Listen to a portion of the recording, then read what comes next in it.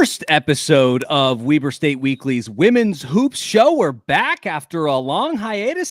It's been a long off season, folks, and ready to talk about women's hoops. I'm your host, Colby Peterson, on the show today. I got to remind you, folks, remember, Big Sky Podcast Network, we're in it. So check those guys out. We got a lot of other fellow colleagues.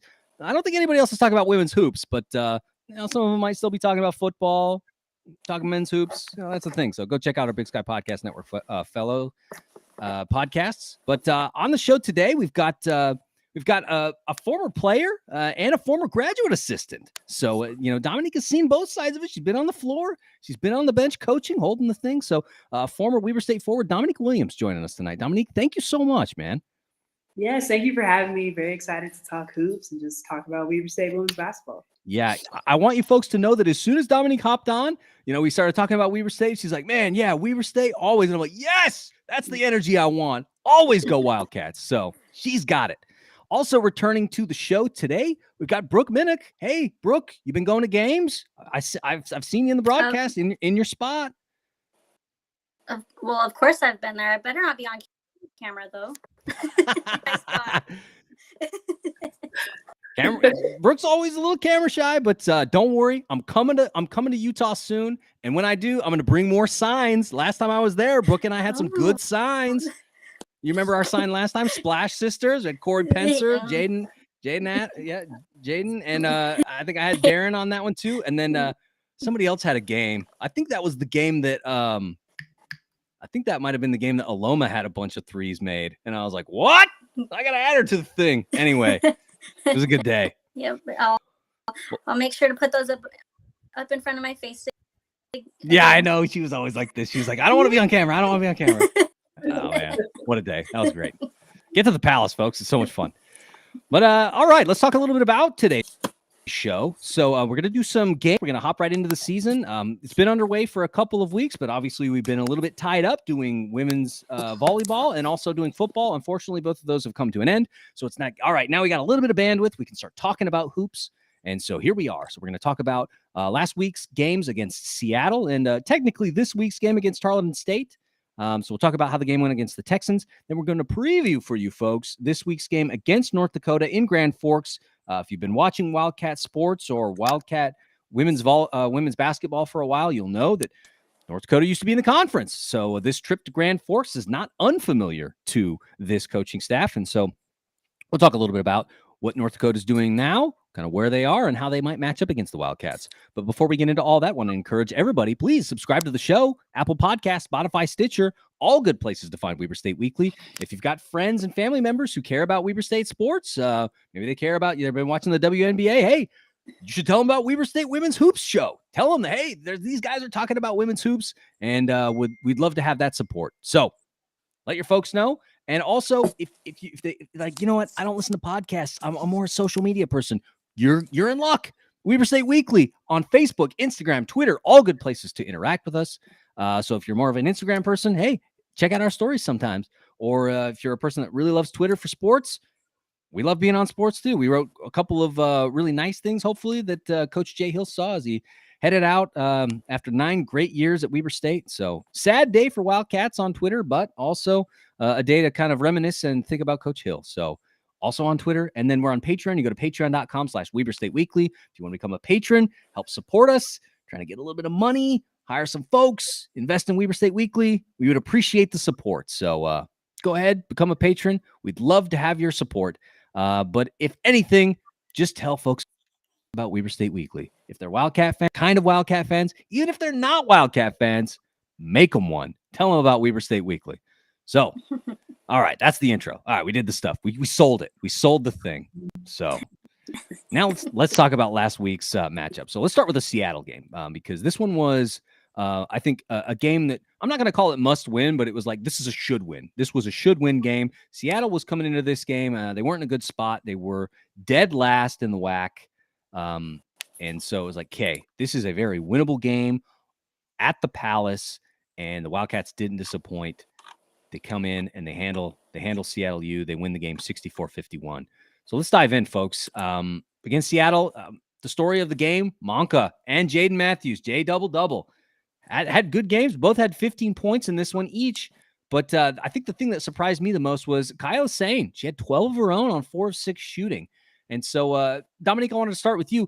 Do you expect her to kind of like maybe start hitting double digit scoring consistently as the season wears on? Because it's obvious that she's got the talent. She's got the ability to score. And I think that production at that point guard position is something that the Wildcats have lacked. Yeah, I do see her just becoming that next one up for that scoring position. I think with Monka and Jaden having those double doubles, which they should have one every game, no doubt in my mind that they shouldn't have one.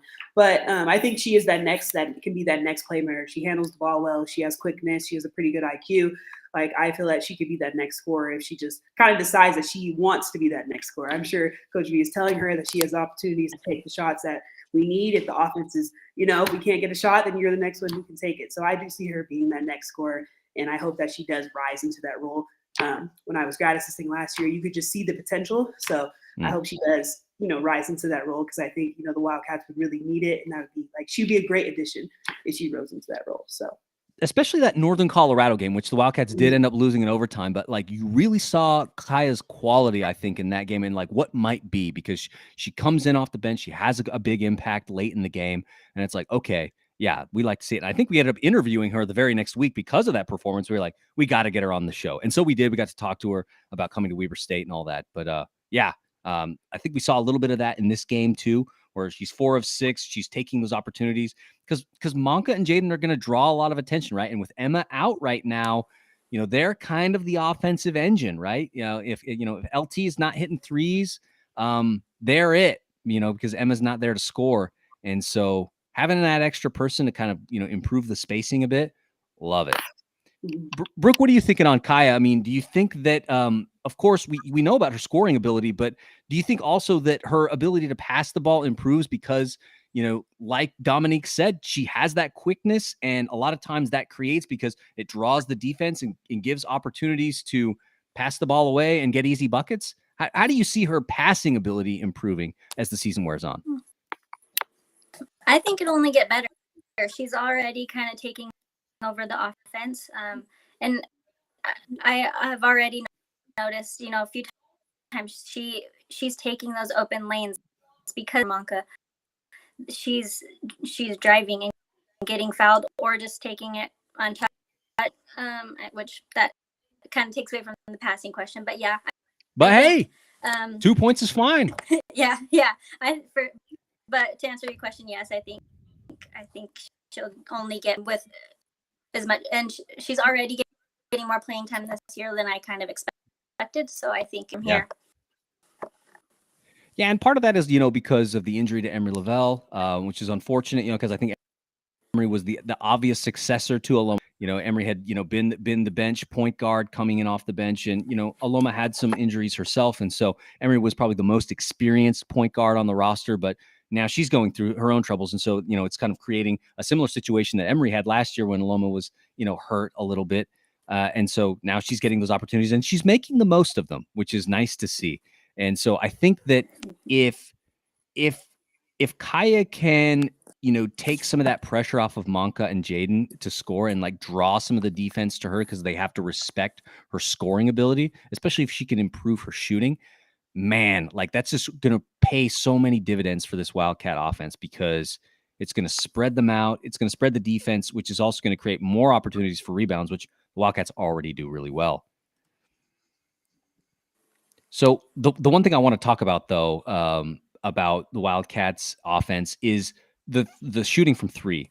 Now, it wasn't necessarily a thing that it wasn't a big part of the offense last year. They were definitely a team that lived in the paint and they ate in the paint and they really were successful there. There were games where, Corey Pencer would go off, or somebody would have, they would get really hot behind the 3-point line. Jade Matthews had some good shots down the stretch. Emma Torbert had some really good shots down the stretch. She really stretched the floor, but so far, not a key part of what the team is doing so far.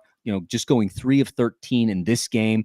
They're shooting 26% as a team from behind the arc this season, but opponents are also only shooting 26% against the Wildcats. So do you think that we see more of what we saw last season, where shooting from 3 was a nice to have, but it wasn't essential to what Coach V was running? Or do you think it starts to play more of a role as time goes on because, teams, they see the blueprint, they know what the system at Weber State is all about, and they feel like if they can just clog the paint, they can gum up the offense and give themselves a chance. Yeah, I definitely see as the season progresses and as teams start to scout, I can see that the three is going to become part of the offense because they are going to start to pack the paint. They're going to see we have a few drivers, we have some good posts that are going to bang and they're going to score. So I think they're going to take that into consideration that we've got to pack the paint more. And I think that'll just the Wildcats will just have to decide with their threes, just taking good threes. I think what I've noticed throughout the games is they're not good threes. The threes that they are taking are kind of contested, or they're just shot clocks winding down or throwing up a three. I think what we need to see more is as they're attacking the paint and as they play teams that are going to pack that paint, that three is going to be open and they're going to have better shot selection. So I think it's just going to require some of the players to kind of step up more and take those threes if they have the open three because teams are going to pack the paint. So I can see that becoming part of the offense as the season progresses. Yeah, and obviously, if you're being afforded those opportunities and they're not going to respect you from the 3-point line, make them pay for it, right? Because then eventually they're going to have to adjust, and that only works to the Wildcats' benefit. Brooke, do you think? I mean, so Monka, she did a lot of work with her shot this off season. You could tell she worked an awful lot. She worked with Dylan Jones, who was also a great 3-point shooter himself. She did a lot of work with Dylan in the gym. And so you can see that Monka's shot has really, really improved. I don't know if you saw that really great reel that they did where Monka was shooting with the machine coming back, and she's just like money. And so I wanted to ask you, Brooke, have you seen maybe improvement in individual players' shots thus far in this young season that has been noticeable to you comparing last year to now this year, even though there have only been a handful of games thus far in the young season? That's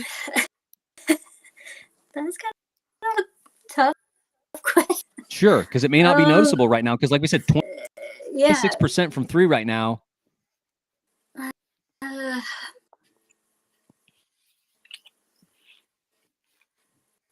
So I don't know. That's okay, because it may not be there. But so I just wanted to see if there was anything noticeable. You're like, oh yeah, I did notice this person, or it's like, yeah, maybe they're shooting a little bit better. Who knows?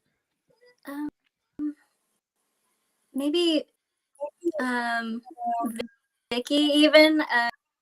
She's taking shots. Oh gosh, I don't. Which, by the way, Vicky, I don't know. I didn't know this. I didn't know this until this season. She's from Valencia. I knew she was Spanish, but I didn't know she was from Valencia. My favorite Spanish town. My wife and I went there a couple of years ago and went to Barcelona, but made sure we went to Valencia. And man, that's a place. I mean, I'd much rather go to Valencia than Barcelona. Take that for what it's worth. Times, just let me know when we can go. I would love to go. It's a great place. It's a great place. I'm gonna remind her after this. Listen, we talked about this in the podcast. I'm ready to go. Yeah, let's go to Andalusia. Yeah. Let's do the thing. Yeah. Yes. Well, final question here about the Seattle matchup, and then we'll move on to Tarleton State. 32 of the Wildcats' points came in the paint. That's what they do well, and that's continued on into this season. Even though they're missing senior standout Emma Torbert. She's out with some injury right now, which is unfortunate because her impact is massive for this team. Offensively, and rebounding, she's just so talented. Like we said earlier, the ability to stretch the floor, people have to respect Emma's shooting ability, and so she draws the defense out and creates space, which is terrific. But they're missing her right now, but have still continued to get, in this one, 32 points came in the paint. Do you think that with Emma out and with needing to kind of work with new players in the front court and some players that didn't get a ton of experience last year, that now they're maybe seeing a little bit more of that experience? So, I mean, some new players that we haven't seen until this year. We're going to talk about Amelia Rayavita. I should have done a pronunciation guide. Sorry, Amelia. I think you're great though. So she's coming in. Tamali'i Fonoti. She's getting some more experience too. Do you think that this time now where Emma's out, where we know when she returns she's going to be the starter, pays dividends for the bench going forward, because it's like they're getting comfortable, they're getting playing minutes. We know that they're not the permanent starters, but getting those opportunities now could be great. because you just want to be able to ramp up and get hot going into March, heading to Boise. What do you folks think? Oh, I was like, I can go first. Go ahead, Dominique. Go ahead first. Yeah, go ahead. I should have just called it out. Like, go ahead. Yeah. No worries. No, I think with Emma out, it just creates a ton of opportunity for, the younger players and players coming off the bench. I think it just allows them to get a feel. I think right now, preseason, like these non-conference games, like these are important times to get a feel. Just get your experience, playing these D1 teams, introduce you to D1 basketball. A lot of them are coming from straight from high school. So it's like there's like extreme difference to coming to college from high school. So I think this just allows them a lot of opportunities to try to get comfortable and get a feel for the game more. Because obviously when Emma comes back, those minutes might, not be as spread out and kind of be more limited for some of them. So I think this just allows them a good opportunity. Like this is a good opportunity right now for them to just get a feel of the game. And so, Brooke, do you think that, like we said, the paint is a key piece to the system that Coach V runs? It was key last season. This season, it's just, high percentage shots close to the rim are what she likes to see. It's the offense that we've seen for a while. So do you think that not only do the Wildcats have opportunities to play, these Wildcats in the front court have opportunities to play in the system and get comfortable, playing in the paint and playing with their backs to the basket and all those good things. But also, this can also be opportunities for them to get better at their boxing out, their rebounding, because they're already a great rebounding team, just creating those kinds of opportunities. Like what other things aside from the scoring piece and just being on the floor, do you think, what benefits do you see from these minutes right now that they're getting because of a need for the team? Well, I think it's just like you said, basics. I know you said no. My mind is working on layups.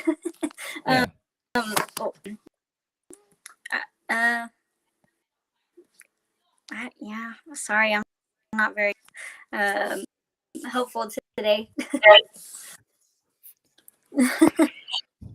Yeah, all good. And so the Wildcats, they end up rolling in this one. They get a good win. And by the way, I mean, so far, Wildcats are 4-5 in this young season. And so it's a good spot to be in. It's been there are some really big tests coming up, like Utah's coming to the Purple Palace, and they've shown some quality this season. But a good win to stack up, 64-51. The Wildcats take care of business against Seattle University, and they move on. So we'll look forward to now Tarleton State, a road game against Tarleton State in Texas against the Texans.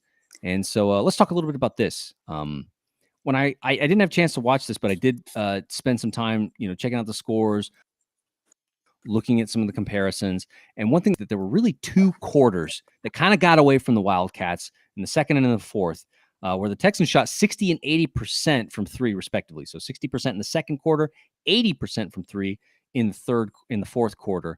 And that was really kind of where the game lied, because if they can kind of slow that bleeding, it's a much more competitive game.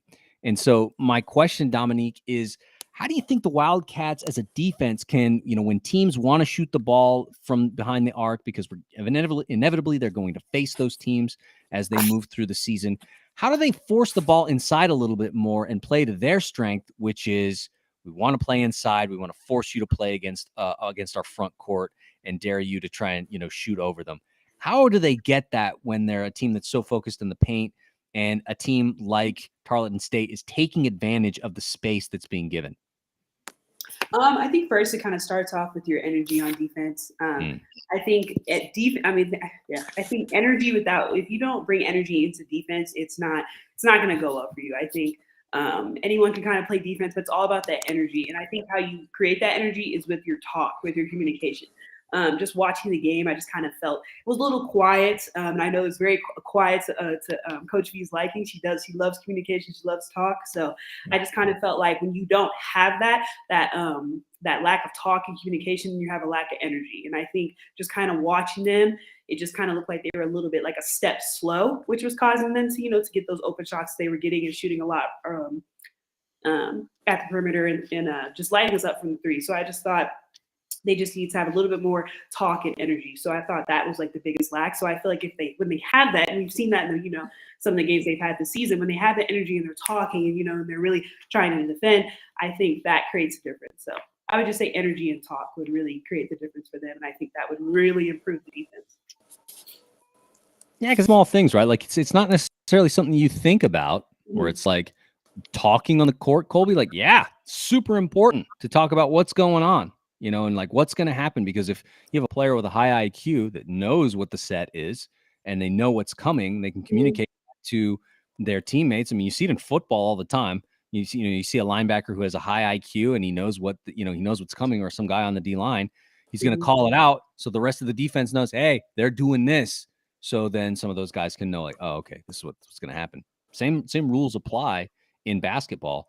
Another thing I was going to talk about was like, okay, Colby, so they shot 80%. Like, what does that mean? Like, maybe they made 1 for 2. Like, no, they shot 6 for 10 in the second quarter. They shot 4 of 5 in the fourth quarter. So it's not like they made like a couple shots and like the percentages are inflated. Like, those are pretty good numbers from 3 in those 2 quarters. So it's tough. It's 10 threes right there. That's 30 points, folks.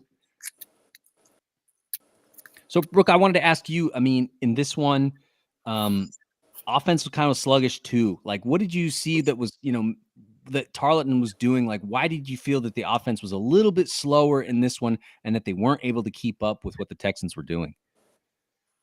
A little bit of confession. I was not able to watch much of this game. That's okay, because I said the same thing. I was not able to watch this one. And so, I mean, if you were a stats checker like me for this one, hey, totally understand. But I mean, overall, just checking the stats, anything stood out to you from this one? Turnovers. I think the parts that I did watch, they're together, and then they go down and hit threes, and it was just kind of a killer. And then they, we get a basket or here and there, and then it would be they'd hit a 3. Like there just was no energy. I think you can tell. I think because I got to watch this, so I was able to watch this one. But I think you could just tell Tarleton had a ton of energy on defense. I mean, they were pressuring the ball, they were in gaps, they were in help, and I felt just Weber State's just offense wasn't. The pace was slow. I can hear Coach V's voice in my head right now. Pace. That's all our practices are about. Because offense, if there's no pace and a team is pressuring you like that, and then it's causing turnovers, and it's causing like your mind. You're giving them time to think. Right, because someone's just all in your face and they're all up on you, like when you're in the ball or in help or in gaps or anything like that. So I just thought the pace was really slow. And then when you're playing a team that has that much energy and just and they're feeding off of that and they're scoring off the turnovers, so I think that it makes it hard to stop the bleeding when your offense isn't when you can't get anything on offense as well. So. Yeah, I mean, so in this one, Tarleton State, they cause 24 turnovers. I mean, they themselves come away with 13 steals, and they get 22 points off of those turnovers. So I mean, that's a fair bit. When you're scoring 86, nearly a quarter of those are from turns. Plus 24 turns is a lot, and it's a theme from last year. We talked a lot about the turnover game and how it affected a lot of games, especially those games that were either close losses or games where the Wildcats were never really in it because they had turned the ball over, especially early so many times. It makes it tough to run the system and get comfortable and hit a rhythm when you're not able to constantly get your shots up and get opportunities to score because you turned the ball over, Another thing I wanted to talk about in this one was I want to talk about Monka's performance because, Darren Hickok goes off for 28 points. She was incredible. I read that it tied her career high. I tried to confirm that, but I ran out of time. But I think it tied her career high at 28. And so a great game from Monka. I mean, absolutely dominant game. But then only one other Wildcat got into double figures in this one. And I feel like it's weird because it's like a double-edged sword, right? It's like Monka goes for 28, and that's great. But then nobody else is able to get a lot. Jaden Matthews goes for 10. She's the only other Wildcat to score in double figures. And so my question is, how do you think, do you feel that part of the problem was that the turnovers what kept the Wildcats from, other players from scoring because, they're doing the things. I mean, because certain players had some elevated turnover numbers, right? Especially in the front court, which, I think goes to what you were saying earlier, Dominique, where it was like, it's tough because there's this energy. You're trying to get the ball inside because that's your offense. They're just going to crash. They're going to create those turnovers. And then other players, especially the front court, aren't getting those opportunities to score because they're turning the ball over because the defense is doing it. Did you feel it was more that, or it was more just like just not able to hit shots? Which did you feel? I think it was a little bit of both, but I think the turnovers were a real problem.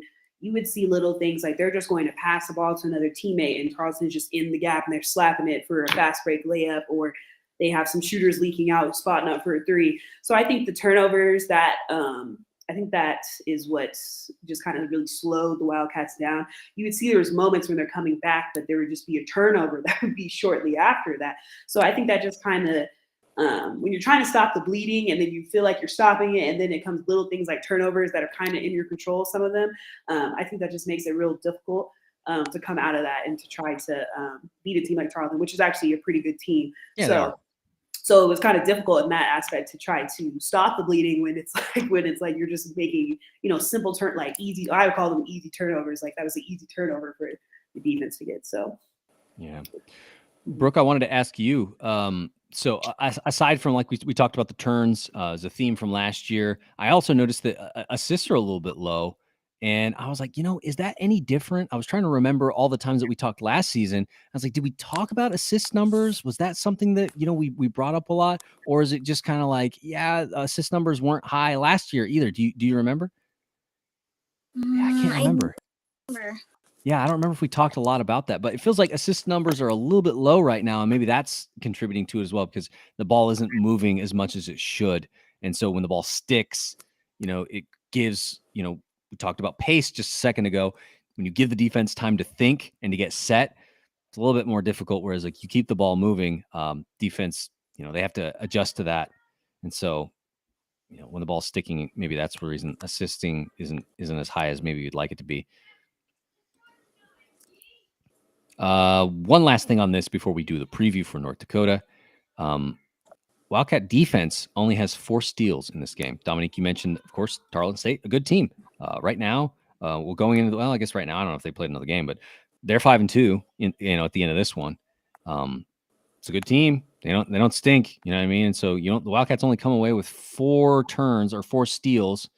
Do you think that the steals improve over the season? Is that a key emphasis? Or do you think, like you said earlier, Dominique, it's just a function of energy? Defensive energy spurs transition offense, which easy buckets if you can get them in transition.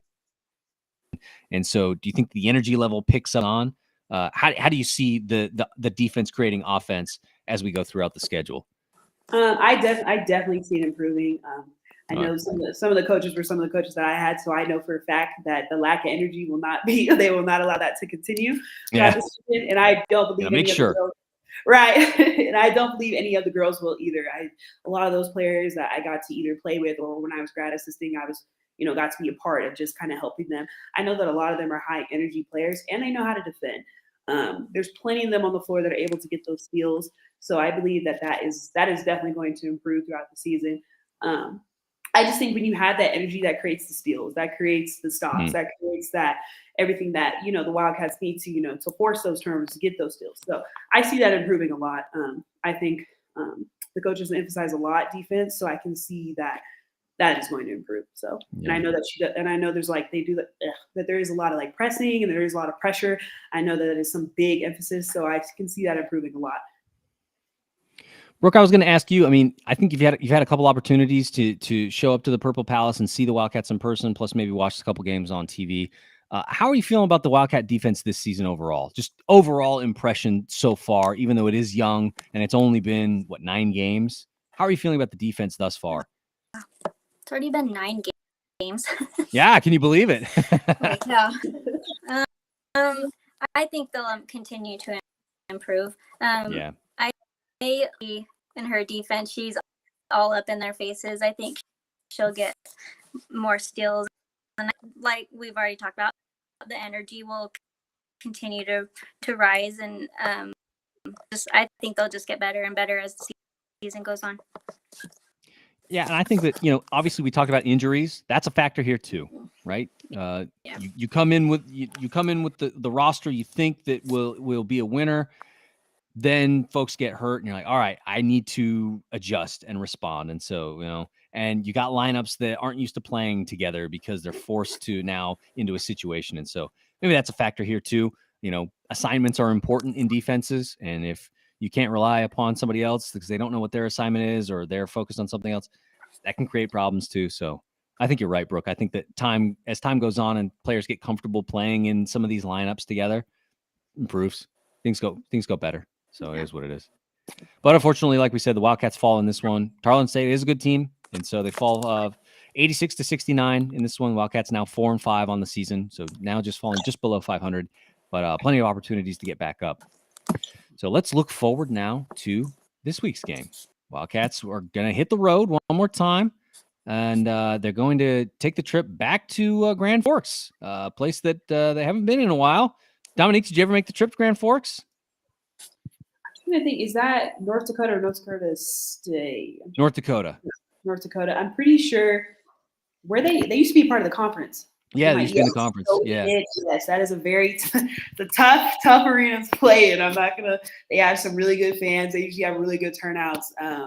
I'll be interested to see if it is the same, but it's always fun to play there because you know that their fans are going to bring energy. They want to see their team win, but you always want to see the Wildcats get an upset. So hey, I like those. I like Wildcat upsets. Yeah, because like right now, I was like, okay, North Dakota's been out of the league for a little bit, so it's like, all right, like what are they doing now? I don't really know, right? So I had to go check. Like, all right, where are they at right now? Right now, North Dakota sits at 5-3 overall. They've got some quality games. Summit League is not bad. They've got some wins under the belt. They've played Montana State and Montana both, but they lost to both. And so that's something to be considered. They've also lost to Grand Canyon. And so it's like, okay, they had a string of 3 L's there against some quality competition. But they've taken care of business against, just about everybody else. But it feels like aside from those good games, because we know what Montana State is, the Wildcats saw them in the conference tournament last year. Even though they were able to steal one in Bozeman, did not work out quite as well in the tournament. Darian White goes off in the second half and, well, they're conference champions. So, and Montana, Brooke, what was the name of that girl that we were at the Montana game in the D last year? What was her name? It was like a do you remember? Yeah. Anyway, Carmen Fluger or something like that. Anyway, she was a big player for them, so it's understandable. Like, yeah, Montana has continued to improve, but when I look at North Dakota's schedule, I go, kind of soft. Maybe it's a little bit soft. And I look at some of these names, and I'm like, I don't really know that they're really all that great. So I think an opportunity for the Wildcats maybe to win because, like, they've got a 77-30 win over Wisconsin Superior. My guess is they're probably D2 or lower. I'm not going to put a lot of stock in that win, right? So going into this one, doing a little bit of research about North Dakota, the thing that stood out to me is that defensively, they're tough. They lead the Summit League right now in opponent field goal percentage. They hold teams to just 37% from the floor. The Wildcat offense, like we said in the last segment, has had some bad offensive quarters this year. And so, question to you guys, do you think that they can stay consistent? Because I think that's the key here in this game. If they can stay consistent, I think this can happen. But when you have a down quarter where you're only getting a handful of buckets, 3, 4, 5 buckets in a quarter, that's tough. So I don't know your thoughts. Can they find that consistency in the face of this tough defense? Brooke, I want to go to you first. Well, I hope so. Right, because we're not sure, right? Yeah, going back to even the Utah State game, they were leading the game but had a cold spell, and then Utah State started hitting every shot. Weber started hitting no. As long as they just can't have those little cold spells that just kind of kill the whole game. I hope so. Yeah, because I mean that Utah State game was very winnable. The Aggies are not a great team in the Mountain West right now, and so that looked like hey, that's a dub. We can win that one. But like you said, a cold spell late in the game and gives the Aggies an opportunity to get back, and they pull it out. And it's like, man, that's a bummer. That's if you're a fishing person, that's one that got away, man. That one got away. But Dominique, what are you thinking on this one? Because like we said, a stout defensive team holding teams to 37%. But like we said, strength of schedule, maybe not the best. So when they've played tough teams, they've given up, let's see, 66, they've given up 77, or they gave up 82. They gave up 73. I mean, when teams are scoring, they're getting there. They're getting up in the 70s and 80s. Can the Wildcats be a team that gets up in the 70s and 80s against this team? Yeah, I think they can. I think I'm sure this is being emphasized this week since they are a good defensive team. They just played a good defensive team, so I think there's been a lot of emphasis on how are we going to come out and how are we going to play North Dakota if they're going to have that kind of same pressure. I think since you're saying that a lot of teams are scoring, I think I can probably see North Dakota as a team that once you probably hit a few buckets on them, or you're really like applying the pressure back to them, they might crumble. So I can see that. I'm sure this has probably been emphasized this week, just making sure they come out with a lot of energy, just making sure there isn't that, there can't be a quarter lapse. You can have, there's going to be, basketball is a game of runs, right? So you're going to have a few good runs, a few bad runs here and there, but you cannot have, a back quarter. So I'm sure that's been emphasized this week since they just faced that. But I think they're going to apply a lot of energy, and I think that'll really make a difference. So I think if they just attack first and don't let North Dakota attack them first, I think it's going to be a totally different game, as we've seen, some of the Big Sky teams that they've already played. Yeah, and like you said, the energy on defense really breeds easy buckets on offense because it can get into transition. But you do have the challenge of having to travel to Grand Forks, which I don't know if you folks know this. It's a weird trip. Grand Forks is in a weird spot. North Dakota is not an easy state to get to. It's weird, guys, because you know why? Because no one goes there. That's why. It's not like you can fly into a major airport. Like, hey, it's not like going to Portland State where it's like, yeah, we're going to Portland. Like, this is easy. Or, even the NAU trip is not too bad. It's, the elevation gets to you, but like you're flying to Phoenix, then you're driving north for 2 hours. Okay. This one, oh man, Grand Forks. How do you even freaking get there? I don't know. I've never even been there. So I got to think that the travel plays a role. And so I think you're right, Dominique. If it's not an emphasized thing with this team to come in with energy, it could be tough to get the offense going, because if they're not showing up with energy, it's clear that North Dakota, they're playing at home, man. They're used to playing here. They didn't have to travel this weird route to get to Grand Forks. They live there. I don't know why you do that, but they do. And so, it's like if the Wildcats don't bring the energy, they put themselves instantly at a disadvantage, because they're already at a disadvantage playing on the road in this one. Looking a little bit more, though, because North Dakota plays that aggressive defense, they foul a lot. And so the Wildcats are a pretty good free throw shooting team right now. They're shooting 72% as a team from the line. How do you guys think that the Wildcats take advantage of North Dakota's aggressiveness and make it work against them, right? And so it's like, hey, you want to be aggressive? We're going to draw fouls, and we're going to get to the free throw line early, and we're going to make you pay for it, because if you start getting folks in foul trouble, it blows up their whole strategy, right? Because like, oh, this guy's got to sit, or this lady's got to sit now. We got to make adjustments. How can the Wildcats make that aggressiveness work against the Fighting Hawks? Get to the free throw line, get some free points, because they are a great free throw shooting team. What do you think it's going to take to make that work against them? Because sometimes it can be overwhelming when a team's really aggressive. You know what I mean? And it's like, I just don't want to deal with this. Like they're.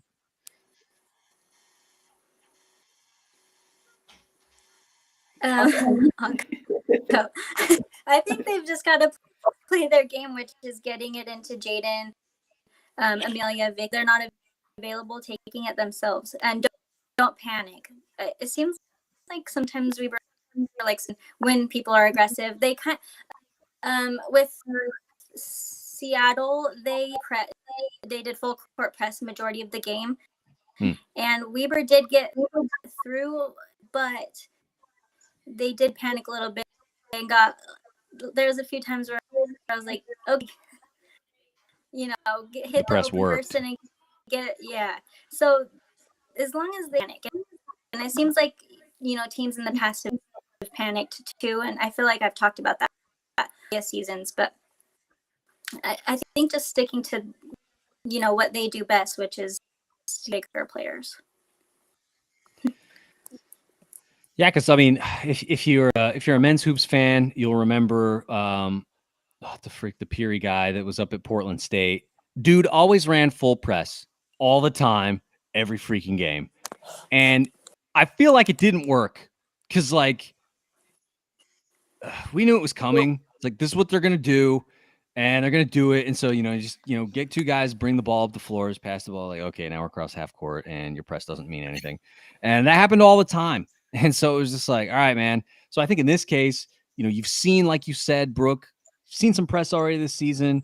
If they're going to be aggressive like that, then there's going to be opportunities to throw the ball down the court, kind of like look ahead, have some court vision. Dominique, what do you think? I mean, how does a team make that aggressiveness work against their opponent so that, they're getting in foul trouble, they're maybe discombobulated on defense because they're committing so many forward? What do you think? They just have to be smart. You mentioned that North Dakota is that they foul a lot. So all you have to do is be smart, run the offense, play with pace, but also be smart.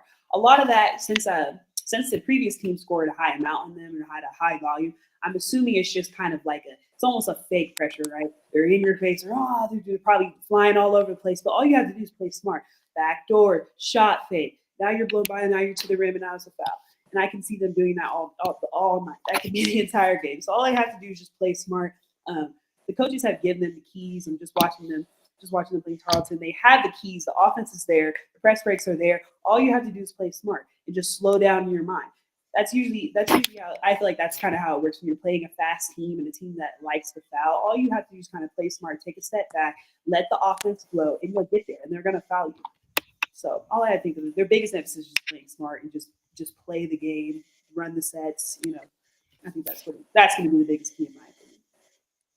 Yeah, I think it's a good point too, because I think it plays to Jaden and Monka's strengths, where, like you said, you're gonna use some quickness to the hoop, so that they're gonna have to slide late and respond late, which usually creates foul opportunities, but also some of that pump fake, some of that shot fake, right? I feel like Monka and Jaden are so good at that stuff that if they're gonna commit because of their aggressiveness, they're gonna go to the line a lot, and that's the thing that they already do well. So, like you said, if they play smart and they play to their strengths, they're going to create opportunities for themselves, which free points from the free throw line, man. I'll take them all night.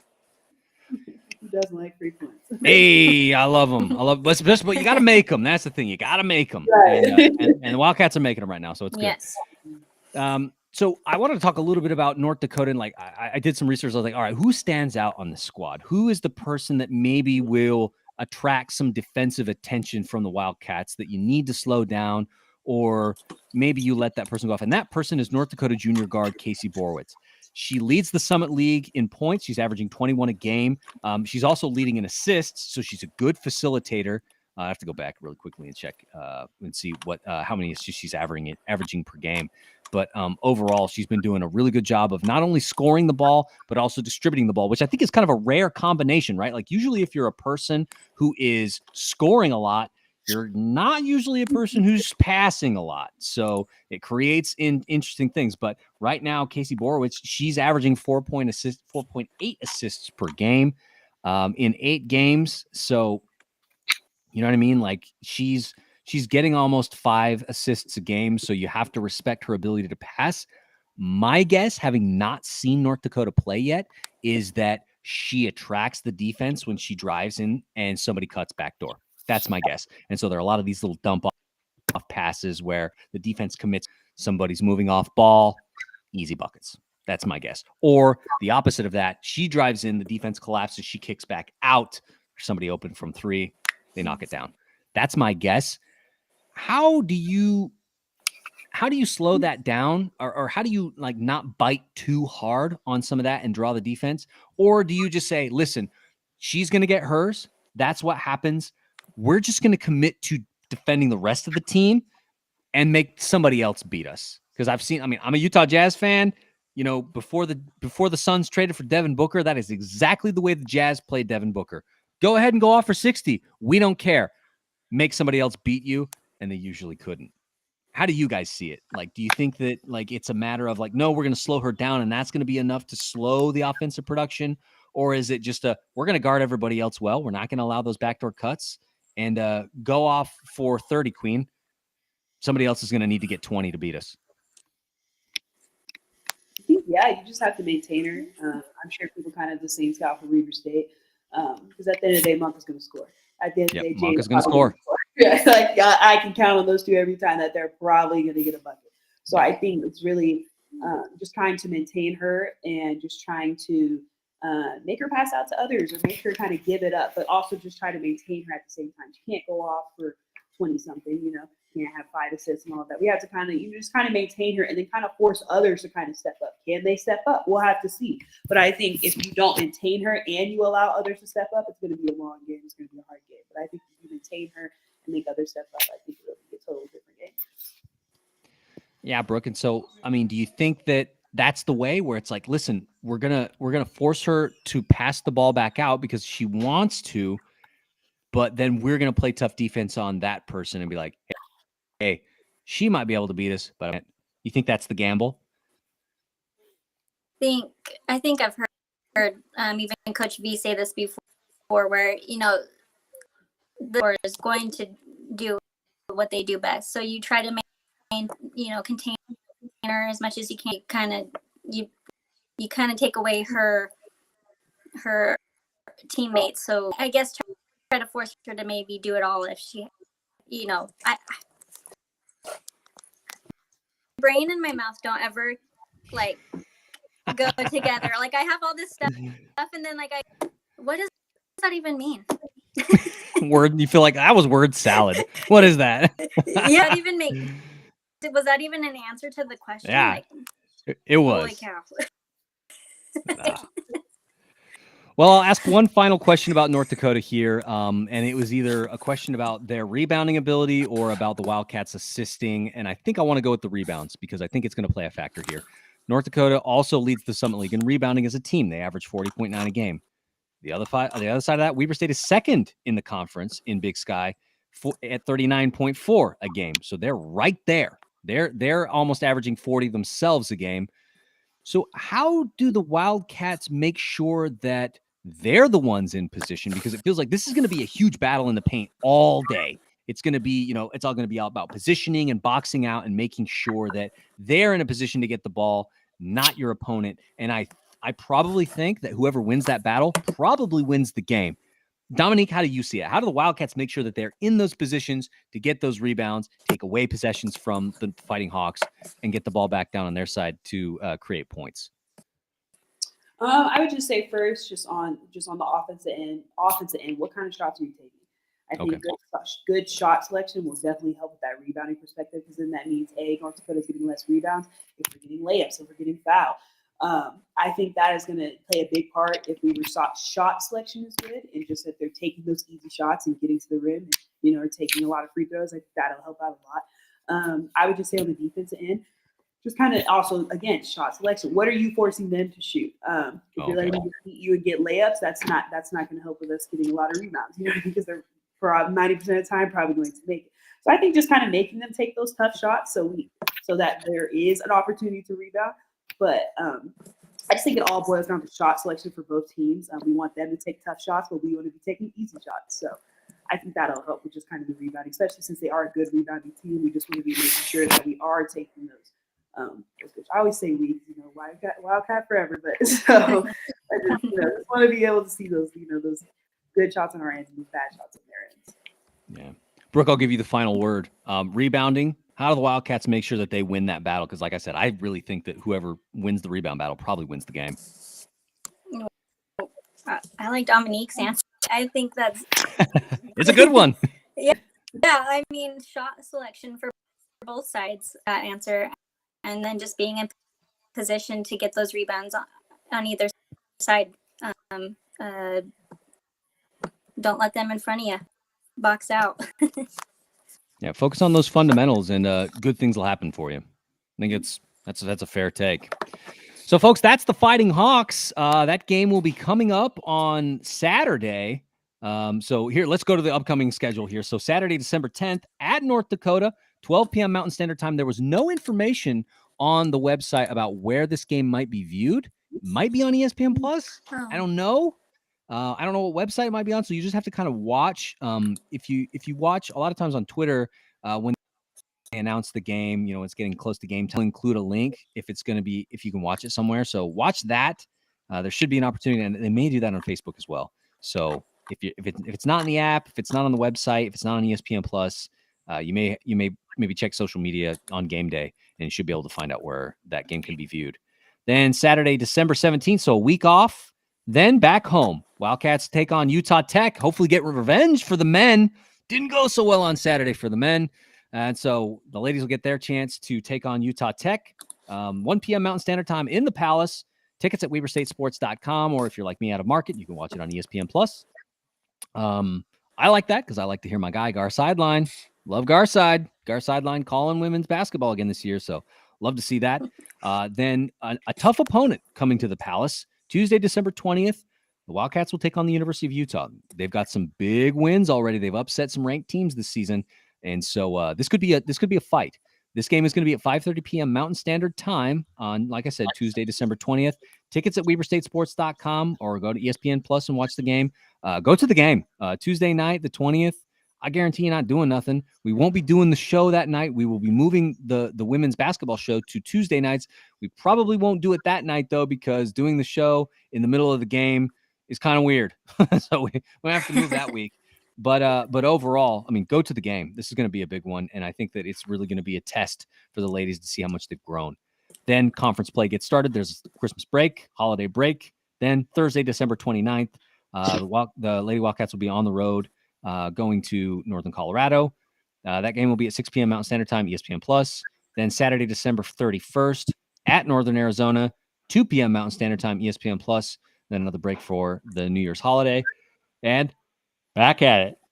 Saturday, January 7th at Idaho State, 2 p.m. Mountain Standard Time. Stripes. We got a saying here at Weber State Weekly. We don't lose to the Stripes. So don't lose to the Stripes. If you want to get tickets, though, and head up to that game in Pocatello, it's a Saturday. You can drive up to Pocatello, root the ladies on against the Stripes. Go to isu.edu/tickets. You can get your tickets there. Go support them. It's not that far away. Go boo the rival and go support the Wildcats. Or if you're like me and you're out of market, you can watch it on ESPN Plus.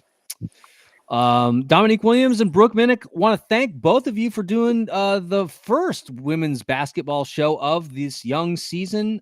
Really appreciate both of you. I'll wrap up the show. Email us, WeberStateWeekly@gmail.com, Facebook, Instagram, Twitter, like we said at the top. And then you can go to patreon.com/WeberStateWeekly and become a patron and support us. And then, like I said, we're going to be doing some blog stuff, trying to remember Coach Jay Hill and his awesome tenure at Weber State. Really grateful to the Hill family for everything that they've done to turn around the football program and make it what it is. Grateful for their legacy here. I hope they build the statue because Coach Jay Hill definitely deserves it. The winningest coach in Weber State history. Sad day to see him go, but really proud of everything that he's done here. So, ladies, we'll wrap it up like we always do. Weber State, Weber State. Great. Great.